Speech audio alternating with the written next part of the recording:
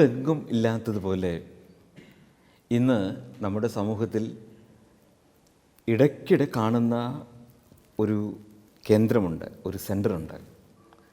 അത് മറ്റൊന്നുമല്ല, counselling centre. ഇവിടെ മനഃശാസ്ത്രജ്ഞൻ്റെ സഹായം ലഭ്യമാണ് എന്ന എഴുത്തുകളോടുകൂടിയ ഈ കൗൺസിലിംഗ് സെൻ്റർ ഇന്ന് അത്യാധുനിക ജീവിതത്തിൽ വളരെ അത്യന്താപേക്ഷിതമാണ്. ഒരുപാട് ആളുകൾക്ക് ജീവിതത്തിൽ ആശ്വാസവും സമാധാനം കണ്ടെത്തുവാൻ ഇത്തരത്തിലുള്ള സെൻ്ററുകളിലൂടെയുള്ള സഹായം ആവശ്യമാണ്. ഇന്നത് ലഭ്യമാക്കുകയും ചെയ്യുന്നു. എന്താണ് അതിൻ്റെ കാരണം? ഞാൻ മനസ്സിലാക്കുന്നത് ഇന്ന് മനുഷ്യൻ്റെ ആകുല ചിന്ത വർദ്ധിച്ചുകൊണ്ടിരിക്കുകയാണ്. ഏത് മനുഷ്യനോട് അടുത്തിടപഴകിയാൽ നമുക്ക് മനസ്സിലാക്കാൻ സാധിക്കും, ഒരുപാട് പ്രശ്നങ്ങളിലൂടെ അദ്ദേഹം കടന്നു പോകുന്നു എന്ന്. ചിലർ അത് ഉള്ളിലൊതുക്കും, മറ്റു ചിലർ മറ്റുള്ളവരുമായി പങ്കുവയ്ക്കുവാൻ ആഗ്രഹിക്കും. എന്താണ് ആകുല ചിന്ത? എന്താണ് ആങ്സൈറ്റി? അത് നാളെക്കുറിച്ചുള്ള ഭയമാണ്. ഭാവി ജീവിതം എങ്ങനെയായിരിക്കും എന്ന ആശങ്ക. ഏത് തരത്തിലുള്ള പ്രശ്നമാണെങ്കിലും, ഏത് ജീവിത പ്രതിസന്ധിയാണെങ്കിലും ഒരു കാര്യം യാഥാർത്ഥ്യമാണ്: ഇന്ന് ജീവിതത്തെ ബാധിക്കാത്തതും വർത്തമാനകാലത്തിൽ അതിൻ്റെ ദോഷഫലങ്ങൾ ഒന്നുമില്ലാത്തതും നാളെ ഭാവിയെ അത് ബാധിക്കും എന്നുള്ള ആഴമായ ചിന്തയാണ് ആകുലതയ്ക്ക് കാരണം എന്ന് നമുക്ക് മനസ്സിലാക്കാൻ സാധിക്കും. സാധാരണ നാടൻ ഭാഷയിൽ പറഞ്ഞാൽ ആദി വ്യാധിയാകുന്ന ഒരവസ്ഥയും ഈ ആകുല ചിന്തയുടെ ഒരു തിക്തഫലമാണ്, സംശയമില്ല. എത്രയോ പേർ ആകുലചിത്തരായി ജീവിതത്തിൽ സന്തോഷമില്ലാതെ കഴിയുന്നു. ഇത് ഇന്നിൻ്റെ യാഥാർത്ഥ്യം മാത്രമല്ല, നൂറ്റാണ്ടുകൾക്ക് മുമ്പ് മനുഷ്യൻ്റെ ജീവിതത്തോടൊപ്പം തന്നെ ഉണ്ടായിരുന്ന ഒരവസ്ഥയാണ് എന്ന് വേദപുസ്തകം വായിക്കുമ്പോൾ നമുക്ക് മനസ്സിലാക്കാൻ സാധിക്കും. കർത്താവ് പർവ്വത പ്രസംഗത്തിൽ തൻ്റെ ശ്രോതാക്കളോട്, തൻ്റെ ശിഷ്യന്മാരോട് പറഞ്ഞു, നിങ്ങൾ നാളെയെക്കുറിച്ച് വിചാരപ്പെടരുത് എന്ന്. എന്തുകൊണ്ടാണ് അങ്ങനെ പറഞ്ഞത്? തന്നോടുകൂടെ സഞ്ചരിക്കുന്ന ശിഷ്യന്മാർക്ക് പോലും ആങ്സൈറ്റി ഉണ്ടായിരുന്നു. പലതിനെക്കുറിച്ചും അവർ ആകുല ചിത്തരായിരുന്നു എന്ന് യേശു മനസ്സിലാക്കി. സങ്കീർത്തനക്കാരൻ ഇങ്ങനെ പ്രാർത്ഥിക്കുന്നത് നാം ഉരുവിടാറുണ്ട്: എൻ്റെ ആത്മാവേ, നീ വിഷാദിച്ച് ഉള്ളിൽ ഞരങ്ങുന്നത് എന്തിന്? ദൈവത്തിൽ പ്രത്യാശ വയ്ക്കുക, അവൻ എൻ്റെ മുഖപ്രകാശക രക്ഷയും എൻ്റെ ദൈവവും എന്നിങ്ങനെ ഞാൻ ഇനിയും അവനെ സ്തുതിക്കും. കോരഹപുത്രന്മാർ തങ്ങളുടെ ജീവിതത്തിലെ ഒരു പ്രത്യേകമായ സാഹചര്യത്തിൽ വേദനയും നിരാശയും അനുഭവിക്കുമ്പോൾ അവരോട് തന്നെ പറയുന്ന ഒരു പ്രാർത്ഥന, അവരെ തന്നെ ഓർമ്മിപ്പിക്കുന്നതായ പ്രസ്താവനയാണ്: എൻ്റെ ആത്മാവെ, നീ വിഷാദിച്ച് ഉള്ളിൽ ഞരങ്ങുന്നത് എന്തിന് എന്ന ചിന്ത. അത് ശരിയാണ്. മനുഷ്യരെല്ലാം ചിന്താക്ലേശങ്ങളിൽ, ഭാരങ്ങളിലൂടെ കടന്നു പോകുന്നു. എന്തുകൊണ്ടാണ് ഒരു മനുഷ്യൻ ആകുലചിത്തനായി തീരുന്നത്? എന്താണ് ആകുലചിത്തതയ്ക്കുള്ള പ്രതിവിധി? ഇതാണ് ഈ ധ്യാനത്തിൻ്റെ മുഖ്യമായ ലക്ഷ്യം. വില്യം പീർ എന്ന് പറയുന്ന ഒരു മനഃശാസ്ത്രജ്ഞൻ വളരെ ഉത്തമമായ ഈ ആശയത്തെ ദ്യോതിപ്പിക്കുന്ന ഒരു കഥ പറയുന്നുണ്ട്. 50 കഴിഞ്ഞ ഒരു സ്ത്രീ, അവളുടെ ഓരോ ദിവസവും ആരംഭിക്കുന്നത് കഠിനമായ ദുഃഖത്തോടും നിരാശയോടും കൂടിയാണ്. ജീവിതം ആകെ ഇരുളടഞ്ഞ അവസ്ഥയാണ് അവളെ സംബന്ധിച്ചിടത്തോളം. ഇന്ന് എന്ത് സംഭവിക്കും, എത്ര ദോഷമായ കാര്യങ്ങൾ സംഭവിക്കും എന്ന് ചിന്തിച്ച് ഭാരപ്പെട്ടാണ് അവളുടെ ദിനചര്യ തുടരുക. എന്താണ് അതിന് കാരണമെന്നല്ലേ? അവൾ ഒരു ഡോക്ടറുടെ മകളായിട്ടാണ് പിറന്നത്. അവൾക്ക് അവളുടെ പിതാവായ ഡോക്ടറിനോട് വലിയ സ്നേഹവും ആഭിമുഖ്യവുമായിരുന്നു. അവളുടെ ഒരു റോൾ മോഡലായിരുന്നു അവളുടെ പിതാവായ ഡോക്ടർ. അവളുടെ ജീവിതത്തിലെ സ്വപ്നമെന്ന് പറയുന്നത് അവൾ വളരുമ്പോൾ ഒരു ഡോക്ടറായി തീരണം എന്നാണ്. തൻ്റെ പിതാവിനെ പോലെ വൈദഗ്ധ്യമുള്ള ഒരു ഡോക്ടറായി തീരണം. പക്ഷേ അവളുടെ വളരെ ചെറുപ്രായത്തിൽ തന്നെ അവളുടെ പിതാവ് അകാലത്തിൽ പെട്ടെന്ന് മരണമടഞ്ഞു. തൻ്റെ പിതാവിൻ്റെ വേർപാട് അവളിൽ വലിയ ദുഃഖമാണ് ഉളവാക്കിയത്. പിന്നീട് അവൾ വളർത്തപ്പെട്ടത് അവളുടെ മുത്തശ്ശിയുടെ വാത്സല്യത്തിലും പരിലാളനയുമാണ്.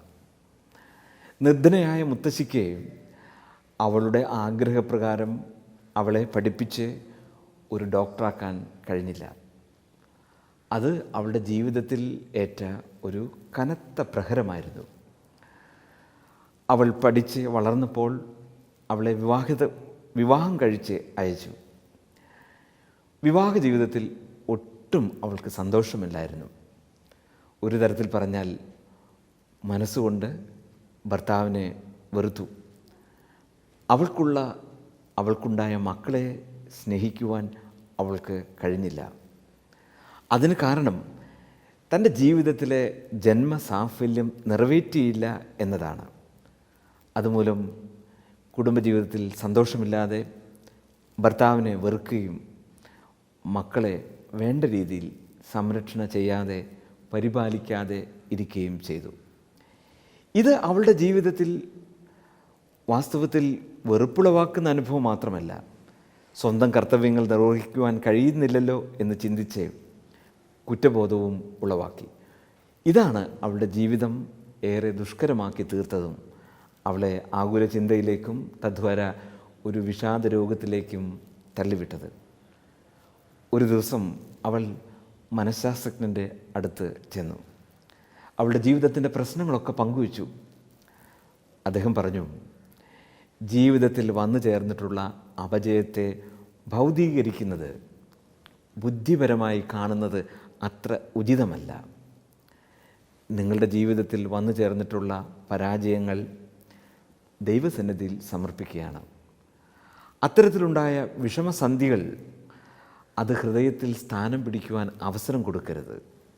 അതിനെ മറക്കുവാനും ഹൃദയത്തിൽ പ്രശ്നങ്ങളെ സ്ഥാപിച്ചിരിക്കുന്നിടത്ത് ദൈവത്തെ സ്ഥാപിക്കുവാനും നിങ്ങൾക്ക് കഴിയുമ്പോൾ മാത്രമാണ് നിങ്ങൾ നേരിടുന്ന ഈ വിഷാദ രോഗത്തിൽ നിന്ന് നിങ്ങൾക്ക് മോചനം പ്രാപിക്കുവാൻ സാധിക്കുകയുള്ളൂ.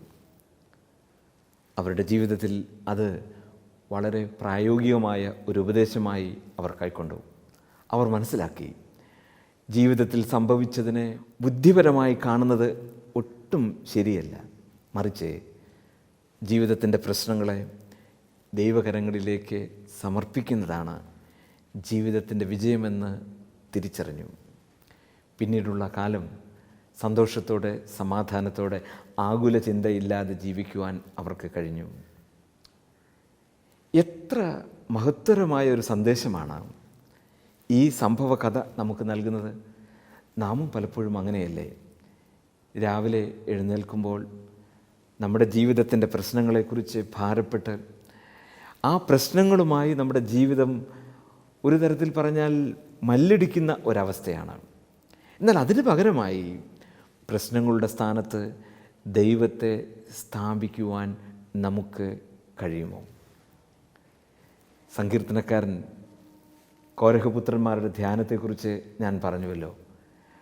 അവരുടെ ജീവിതത്തിലെ പ്രശ്നങ്ങളുടെ മധ്യത്തിൽ അവർ തങ്ങളോട് തന്നെ പറയുകയാണ്. അവരുടെ ആത്മാവിനെ തന്നെ അവർ പ്രേരിപ്പിക്കുകയാണ്. എന്തു പറഞ്ഞാണ്? എൻ്റെ ആത്മാവെ വിഷാദിച്ച് ഉള്ളിൽ ഞരങ്ങുന്നത് എന്തിനെ? ദൈവത്തിൽ പ്രത്യാശ വയ്ക്കുക. അവൻ എൻ്റെ മുഖപ്രകാശക രക്ഷയും എൻ്റെ ദൈവവും എന്നിങ്ങനെ ഞാൻ ഇനിയും അവനെ സ്തുതിക്കും. മാന്യ പ്രേക്ഷകരെ, ജീവിതത്തിൻ്റെ പ്രതിസന്ധികളെയല്ല ഹൃദയത്തിൽ സ്ഥാപിക്കേണ്ടത്, മറിച്ച് ദൈവം നമ്മുടെ ജീവിതത്തിൻ്റെ കേന്ദ്ര ബിന്ദുവായി തീരട്ടെ. ഞാൻ പറയും, വേദനകളും ദുഃഖങ്ങളും നിറഞ്ഞ മഞ്ഞുകെട്ട പോലെയുള്ള നമ്മുടെ ഹൃദയത്തിൽ ദൈവത്തിൻ്റെ കൃപയാകുന്ന, ദൈവസാന്നിധ്യമാകുന്ന സൂര്യകിരണങ്ങൾ ആവഹിക്കപ്പെടുമ്പോൾ അത് മഞ്ഞുപോലെ ഉരുകിപ്പോകുന്നതും പ്രകാശമാനമായി തീരുന്ന അനുഭവം ഉണ്ടാകും.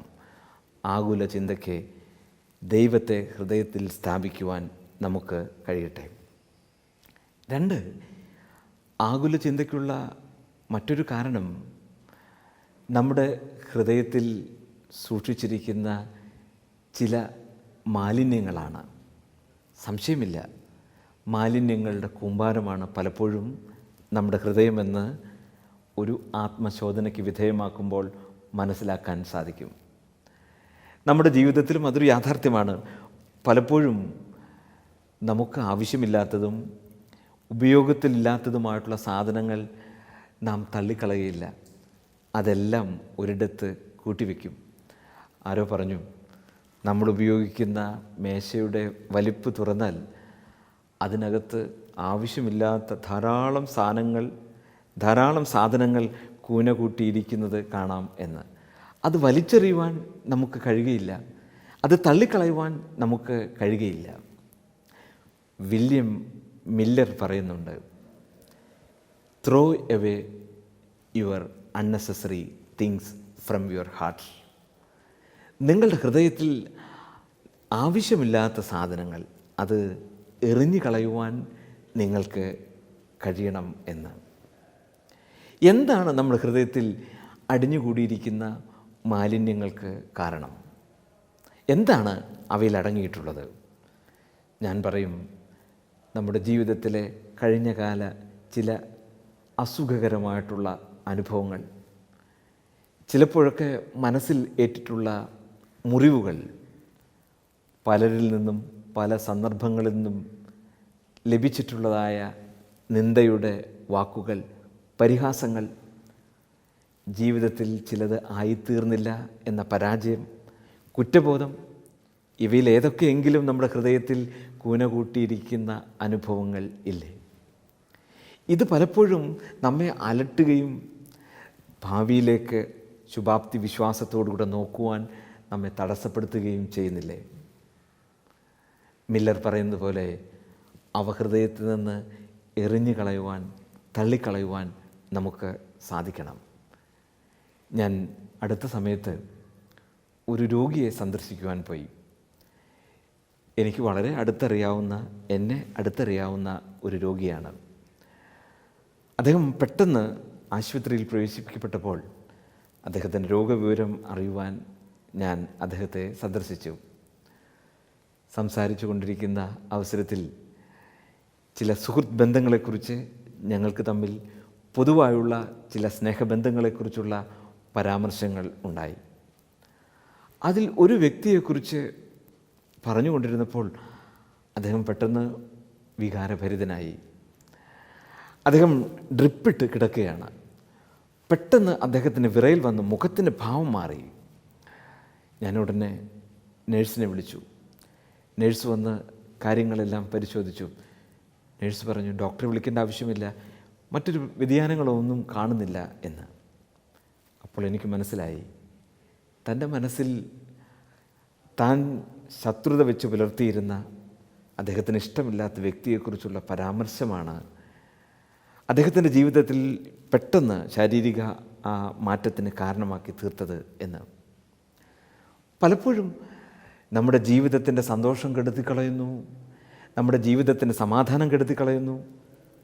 ഒരു പരിധിവരെ നമ്മുടെ ആരോഗ്യപരമായ അവസ്ഥയെപ്പോലും ബാധിക്കുന്നതാണ് നമ്മുടെ മനസ്സുകളിൽ കുമിഞ്ഞുകൂടിയിരിക്കുന്ന ഇത്തരത്തിലുള്ള മാലിന്യങ്ങൾ.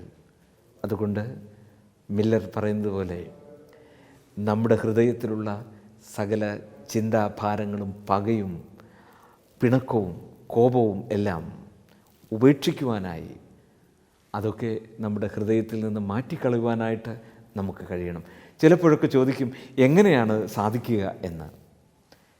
ഞാൻ പറയും, പൗലോസ് അപ്പോസ്തലൻ്റെ വാക്കുകളെ കടമെടുത്തുകൊണ്ട് പറയും, അത്തരത്തിലുള്ള മാലിന്യങ്ങളെ ഹൃദയത്തിൽ നിന്ന് അകറ്റണമെങ്കിൽ നമ്മുടെ ഹൃദയത്തിൽ ദൈവത്തിൻ്റെ ഭാവം, ക്രിസ്തുവിൻ്റെ ഭാവം ഉണ്ടാകണം. പൗലോസ് പറയുന്നു, ക്രിസ്തുവിൻ്റെ ഭാവം തന്നെ നിങ്ങളിൽ ഉണ്ടായിരിക്കട്ടെ. ദൈവസ്നേഹം നമ്മുടെ ഹൃദയങ്ങളിൽ നിറയുമ്പോഴാണ് കഴിഞ്ഞ കാലത്തിൻ്റെ ദുഃഖകരമായ അനുഭവങ്ങളിൽ നിന്ന്, ഹൃദയത്തിൻ്റെ മാലിന്യങ്ങളിൽ നിന്ന് നമുക്ക് മോചനം പ്രാപിക്കുവാൻ കഴിയുക. ആകുല ചിന്തയിൽ നിന്ന് നമുക്ക് വിമുക്തി നേടുവാൻ ഇനി മറ്റൊരു വഴി എന്താണ്? നമുക്ക് സ്വയം സഹതപിക്കുന്ന ഒരവസ്ഥ, അതിൽ നിന്ന് മോചനം ഉണ്ടാകണം. സെൽഫ് പിറ്റിയിങ്, ഇത് പലപ്പോഴും നമ്മുടെ ജീവിതത്തിൽ ആകുല ചിന്ത കൊണ്ടുവരുന്ന ഒരു അനുഭവമാണ്, ഒരു യാഥാർത്ഥ്യമാണ്. സ്വയം സഹതപിക്കുന്നതായ അനുഭവം. അയ്യോ, എനിക്കിങ്ങനെ വന്നല്ലോ, എനിക്കിങ്ങനെ വന്നത് എന്തുകൊണ്ടാണ് എന്ന് സ്വയം സഹതപിച്ചുകൊണ്ടിരിക്കുന്ന അവസ്ഥ. ജേഴ്സി എന്ന ദ്വീപിലേക്ക് നാട് കടത്തപ്പെട്ട വിക്ടർ ഹ്യൂഗോയുടെ ഒരനുഭവം വായിക്കുകയുണ്ടായി. ജേഴ്സി ദ്വീപിൽ കടലിലേക്ക് കിഴക്കാൻ തൂക്കായി കിടക്കുന്ന ഒരു പാറയുണ്ട്. ആ പാറയിൽ 1 നൂറ്റാണ്ട് പഴക്കമുള്ള ഒരു പഴകിയ ചാരുബെഞ്ച് ഇന്നും നമുക്ക് കാണാം. ആ ചാരുബെഞ്ചിന് ഒരു കഥ പറയാനുണ്ട്. സ്വയം സഹതപിച്ച പ്രസിദ്ധനായ വിക്ടർ ഹ്യൂഗോയുടെ കഥ. തൻ്റെ മാതൃരാജ്യമായ ഫ്രാൻസിനാൽ അദ്ദേഹം ജേഴ്സി ദ്വീപിലേക്ക് നാട് കടത്തപ്പെട്ടു. വളരെ മനോദുഃഖത്തോടുകൂടെ കഴിയുന്ന അവസ്ഥ. എന്നും സായാഹ്നത്തിൽ ആ കിഴക്കായൻ തൂക്കായി കിടക്കുന്ന പാറയിൽ ഇട്ടിരിക്കുന്ന ചാരുബെഞ്ചിൽ അദ്ദേഹം ഇരിക്കും. സന്ധ്യയിൽ ഓളങ്ങളിലേക്ക് കണ്ണുപായിച്ച് തിരമാലകളെ ദർശിച്ച് എന്തോ ആലോചിച്ച് ദുഃഖിച്ചുകൊണ്ട് ആ വലിയ വിശ്വസാഹിത്യകാരൻ ഇരിക്കും. രാത്രിയാകുമ്പോൾ ആ ചാരുകസേരയിൽ നിന്ന് എഴുന്നേറ്റ് വീട്ടിലേക്ക് മടങ്ങുമ്പോൾ അവിടെ കണ്ട ഒരു കല്ലെടുത്ത് അദ്ദേഹം വെള്ളത്തിലേക്ക് എറിയും. ഇത് കണ്ടുകൊണ്ടിരുന്ന കുറേ കുട്ടികളുണ്ടായിരുന്നു. ഇതൊരു സ്ഥിരം പതിവായിരുന്നു. പക്ഷേ ആ കുട്ടികൾ ആരും തന്നെ എന്തുകൊണ്ടാണ് വിക്ടർ ഹ്യൂഗോ ഇങ്ങനെ കല്ലുകൾ എറിഞ്ഞ് മടങ്ങിപ്പോകുന്നത് എന്ന് ചോദിച്ചില്ല. എന്നാൽ ഒരു പെൺകുട്ടി അതിന് ധൈര്യം കാണിച്ചു. ആ പെൺകുട്ടി അദ്ദേഹത്തോട് ചോദിച്ചു, എന്തിനാണ് അങ്ങ് ഈ ചാരുകാസരായിൽ വന്നിരുന്ന് മടങ്ങിപ്പോകുമ്പോൾ ഒരു കല്ല് എടുത്തെറിഞ്ഞ് പോകുന്നത് എന്ന്. വിശ്വസാഹിത്യകാരനായ ഹ്യൂഗോ ആ പെൺകുട്ടിയുടെ മുഖത്തേക്ക് നോക്കി അല്പനേരം മൗനമായി നിന്നു. ആ മാന്യദേഹം പറഞ്ഞു, എൻ്റെ മനസ്സിലുള്ള സഹതാപങ്ങൾ, സ്വയം സഹതപിക്കുന്ന അവസ്ഥയും അതിൻ്റെ കാരണങ്ങളും അതിൻ്റെ വിദ്വേഷത്തോടുകൂടെ കടലിലേക്ക് ഞാൻ എറിയുന്നതാണ് എന്ന് പറഞ്ഞു. ഇത് ഒരു വലിയ തത്വമാണ് നമുക്ക് നൽകുന്നത്. സ്വയം സഹതപിക്കുക എന്ന് പറയുന്നത് ജീവിതത്തിലെ ഒരു ഋണാത്മകമായ ഒരു ഗുണവിശേഷമാണ്. അതൊരു തരത്തിൽ പറഞ്ഞാൽ സ്വാർത്ഥതയിൽ നിന്നാണ് ഉരുത്തിരിയുക. സ്വയം സഹതപിക്കുന്നവരുടെ മനഃശാസ്ത്രം എന്ന് പറയുന്നത് അവർക്ക് ഭയവും സംശയവും ഏറെയായിരിക്കും. അവരുടെ ആത്മകഥ പരിശോധിച്ചാൽ നാം കാണുക, അവിടെ ഞാൻ, എൻ്റെ, എനിക്ക് എന്നുള്ള സ്വാർത്ഥതയുടെ പദങ്ങൾ കൂടുതൽ ഉപയോഗിക്കുന്നത് നമുക്ക് കാണാൻ കഴിയും. അതായത് സ്വയം സഹതപിക്കുന്നത് നമ്മുടെ വ്യക്തിത്വത്തെ വികലമാക്കുകയും നമ്മുടെ ജീവിതത്തിൻ്റെ സന്തോഷം കുറയ്ക്കുകയും സംശയവും ഭയവും നമ്മെ ഭരിച്ച് നമ്മേറെ സ്വാർത്ഥമതികളായി തീരുകയും ചെയ്യും. ഇവയിൽ നിന്നുള്ള മോചനം ആകുല ചിന്തയ്ക്ക് ഒരു യഥാർത്ഥമായ പരിഹാരമാണ്. നമുക്ക് ചരിത്രത്തിലെ മഹാന്മാരുടെയും മഹതികളുടെയും ജീവിതത്തിലേക്ക് തിരിഞ്ഞു നോക്കാം. അവരൊക്കെ മഹാന്മാരായി തീർന്നതും മഹതികളായി തീർന്നതും ജീവിതത്തിലെ ക്ലേശങ്ങൾ ഒഴിഞ്ഞതുകൊണ്ടല്ല, പ്രശ്നമുഖരിതമല്ലാത്ത ഒരു ജീവിതം അവർക്ക് ഉണ്ടായതുകൊണ്ടല്ല, പലരും അക്കൂട്ടത്തിൽപ്പെട്ടവർ ജീവിതത്തിൻ്റെ ഏറെ ക്ലേശകരമായ അനുഭവത്തിലൂടെ കടന്നുപോയവരാണ് എന്ന് മറന്നു പോകരുത്. ഹെലൻ കെല്ലർ തൻ്റെ ജീവിതത്തിൻ്റെ ബലഹീനതകളുടെയൊക്കെ മധ്യത്തിൽ എത്രയോ അനുഗ്രഹിക്കപ്പെട്ട ജീവിതം നയിക്കുവാൻ, അനേകർക്ക് അനുഗ്രഹകരമായ ജീവിതം നയിക്കുവാൻ കഴിഞ്ഞു. ഫാദർ ഡാമിനെക്കുറിച്ച് നമുക്ക് പരിചയമുള്ളതാണ്. കുഷ്ഠരോഗികളെ സംരക്ഷിക്കുന്നത് മൂലം കുഷ്ഠരോഗിയായി തീർന്നു. പക്ഷേ എന്നിട്ടും ജീവിതത്തിൽ ഏറെ ഉപകാരപ്രദമുള്ള ജീവിതം നയിക്കുവാൻ അദ്ദേഹത്തിന് കഴിഞ്ഞു എന്നത് എത്ര ശക്തമായ യാഥാർത്ഥ്യമാണ്. സ്വയം പരിതപിക്കുന്ന അവസ്ഥയിൽ നിലനിന്നിരുന്നുവെങ്കിൽ അവർക്കാർക്കും തന്നെ ജീവിതത്തിൽ ഒന്നും പ്രവർത്തിക്കുവാൻ കഴിയാത്ത അവസ്ഥയിൽ ആകുല ചിന്തയിൽ ജീവിതം ഹോമിക്കപ്പെട്ട് പോയിരുന്നേനെ. എന്താണ് ആവശ്യമായിട്ടുള്ളത്? സ്വയം സഹതപിക്കുന്ന അവസ്ഥയിൽ നിന്ന് ഒരു മോചനം ആവശ്യമാണ്. അതെങ്ങനെയാണ് സാധ്യമായി തീരുക? ദൈവ സാന്നിധ്യത്തെക്കുറിച്ചും ദൈവത്തിൻ്റെ സർവ വല്ലഭത്വത്തെക്കുറിച്ചുമുള്ള ഓർമ്മകൾ നമ്മെ ഭരിക്കണം. മറ്റൊരു രീതിയിൽ പറഞ്ഞാൽ, ദൈവത്തിന് തെറ്റ് പറ്റാറില്ല. ദൈവത്തിന് തെറ്റ് പറ്റിയിട്ടില്ല. എൻ്റെ ജീവിതത്തിൽ സംഭവിക്കുന്നതിൻ്റെ പ്രധാനപ്പെട്ട കാരണം ദൈവമാണ്. ദൈവത്തിൻ്റെ അറിവോട് കൂടെ മാത്രം സംഭവിക്കുന്നു എന്ന് ചിന്തിക്കുവാൻ നമുക്ക് കഴിയണം. നാം പലപ്പോഴും പ്രത്യേക സന്ദർഭങ്ങളിൽ ഓർക്കുന്നൊരു വാക്യമുണ്ടല്ലോ. എന്താണ്? നമ്മുടെ തലമുടി നാരിഴകൾ ദൈവം തമ്പുരാൻ എണ്ണി തിട്ടപ്പെടുത്തിയിരിക്കുന്നു. അതിലൊന്ന് കുഴിയണമെങ്കിൽ ദൈവത്തിൻ്റെ അറിവും അനുവാദവും ആവശ്യമാണ് എന്ന്. അതിൻ്റെ ആക്ഷരികമായ അർത്ഥത്തിനേക്കാൾ അപ്പുറമായി ആന്തരികമായ അർത്ഥം എന്താണ്? ദൈവം നമ്മെ അറിയുകയും ദൈവത്തിന് തെറ്റ് പറ്റുകയും ചെയ്യുകയില്ല എന്ന് ഉറച്ച് വിശ്വസിക്കുവാൻ നമുക്ക് കഴിയണം. മറ്റൊന്ന്, ആകുല ചിന്തയിൽ നിന്ന് വിടുതൽ പ്രാപിക്കണമെങ്കിൽ ദൈവം സർവശക്തനായിട്ടുള്ള ദൈവമാണ് എന്ന് ഓർക്കുവാൻ, വിശ്വസിക്കുവാൻ നമുക്ക് കഴിയണം. അതിന് പ്രഥമമായും ആവശ്യമുള്ളത് നമ്മുടെ കഴിവിൻ്റെ പരിമിതിയെക്കുറിച്ചുള്ള ഒരു ചിന്ത നമുക്ക് ആവശ്യമാണ്. മനുഷ്യൻ്റെ കഴിവുകൾക്ക് ഒരു പരിമിതിയുണ്ട്, എന്നാൽ ദൈവത്തിൻ്റെ കഴിവുകൾക്ക് പരിമിതിയില്ല. അതുകൊണ്ടാണ് നാം പറയുന്നത് ദൈവം സർവശക്തനാണ് എന്ന്. വിശുദ്ധ കന്യകമറിയം ആ ജീവിത യാഥാർത്ഥ്യം തിരിച്ചറിഞ്ഞ മഹതിയാണ്. അതുകൊണ്ടാണ് ജീവിതത്തിൽ ഏറെ അനുഭവങ്ങളൊന്നും ഇല്ലാതിരിക്കുന്ന സാഹചര്യത്തിൽ തന്നെ പറഞ്ഞത്, ഇതാ ഞാൻ കർത്താവിൻ്റെ ദാസി എന്ന്. അതിനാധാരം ഗബ്രിയേൽ ദൂതൻ പറഞ്ഞു, ദൈവത്തിന് അസാധ്യമായത് ഒന്നും ഇല്ലല്ലോ എന്ന്. ദൈവം സർവ വല്ലഭനാണ്. നമുക്ക് ഗിരിപ്രഭാഷണത്തിലേക്ക് മടങ്ങി വരാം. ഗിരിപ്രഭാഷണത്തിൽ നാം പ്രത്യേകിച്ച് ഞാൻ ആമുഖത്തിൽ പരാമർശിച്ച ആ വാക്യങ്ങളിൽ ഏറ്റവും ശ്രദ്ധ ആകർഷിക്കുന്ന മറ്റൊരു വാക്യമുണ്ട്.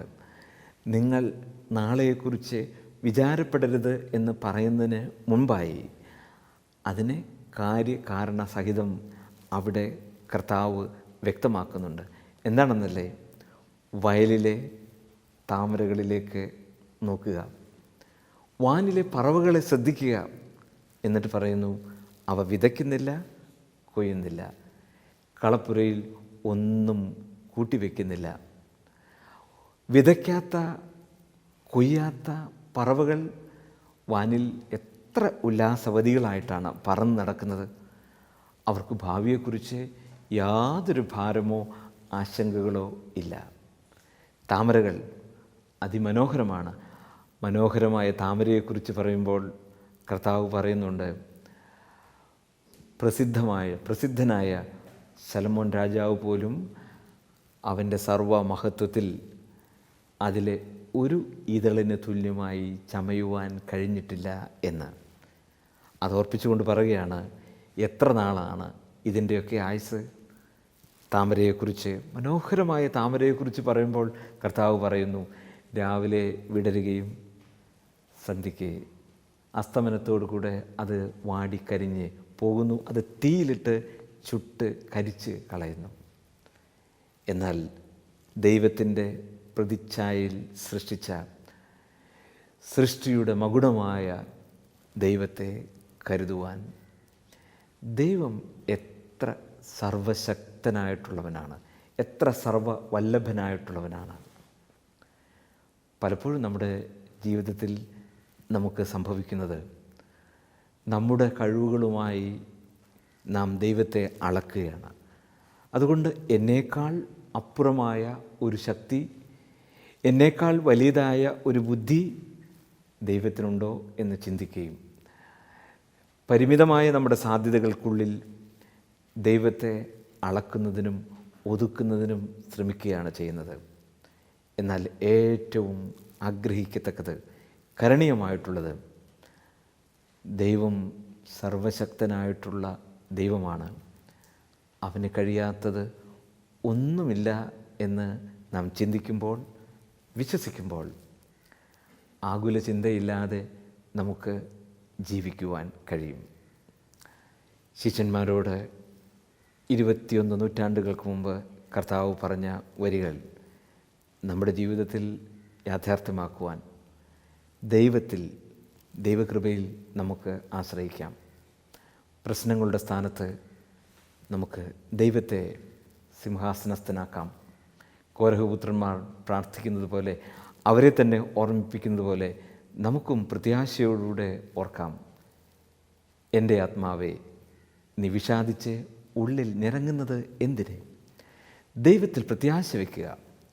അവൻ എൻ്റെ മുഖപ്രകാശകരക്ഷയും എൻ്റെ ദൈവം എന്നിങ്ങനെ ഞാൻ ഇനിയും അവനെ സ്തുതിക്കും. മാന്യപ്രേക്ഷകരെ, ദൈവകൃപയിൽ ആശ്രയിക്കുവാൻ, ദൈവത്തെ നമ്മുടെ ഹൃദയത്തിൽ സ്ഥാപിക്കുവാൻ ഈ ധ്യാനം എല്ലാവർക്കും മുഖാന്തരമായി തീരട്ടെ. ദൈവം നിങ്ങളെ എല്ലാവരെയും സമൃദ്ധിയായി അനുഗ്രഹിക്കട്ടെ.